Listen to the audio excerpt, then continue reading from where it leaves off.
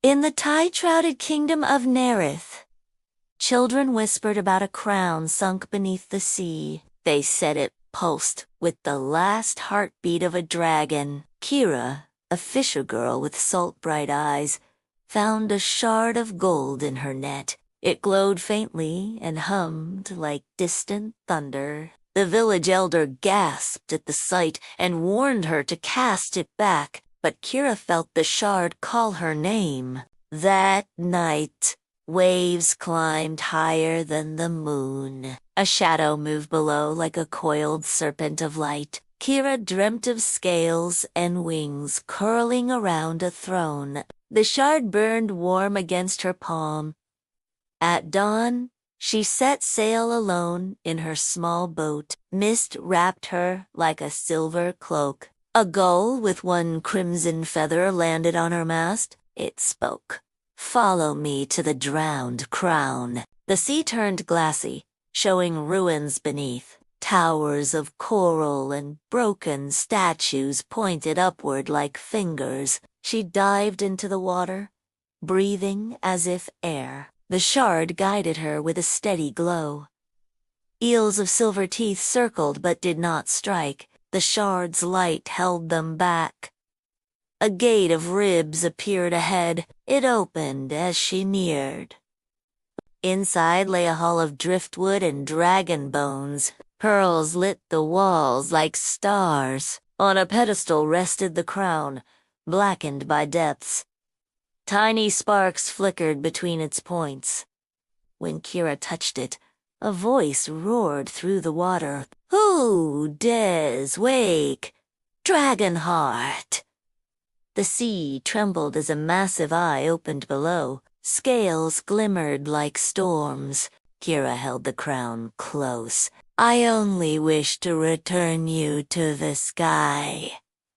The dragon rose, chained by seaweed and rusted anchors. Its wings dragged like banners. "Freedom for a mortal," it hissed. "What price will you pay?" Kira remembered her village, always hungry from failed catches. She whispered, "Take my boat, not my soul." The dragon laughed, a sound of breaking waves. "A boat cannot break my chains."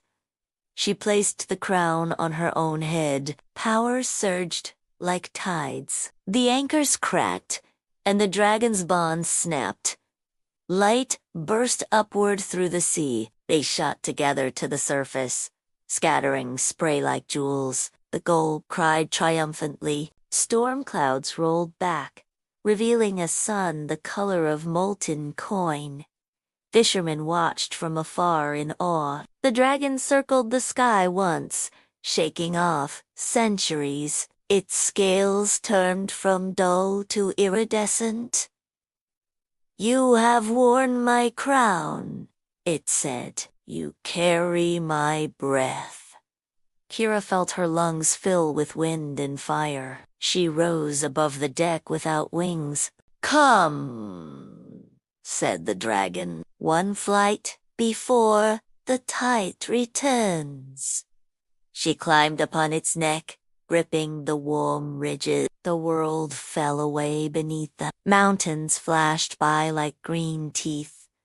Rivers glittered like coiled silver. The dragon roared, seeding rain clouds over her parched village. Fields darkened with new water.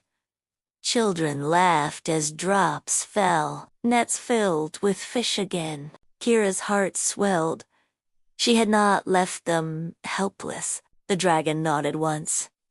"All debts are paid," it murmured, "but one gift remains." They soared to a cliff of black glass where wind sang. The dragon lowered its head. It pressed the crown back into Kira's hands. "This is no longer mine. Guard it until another storm-born heart arrives," it said, "but do not wear it again." The dragon rose higher, wings blazing like sunrise.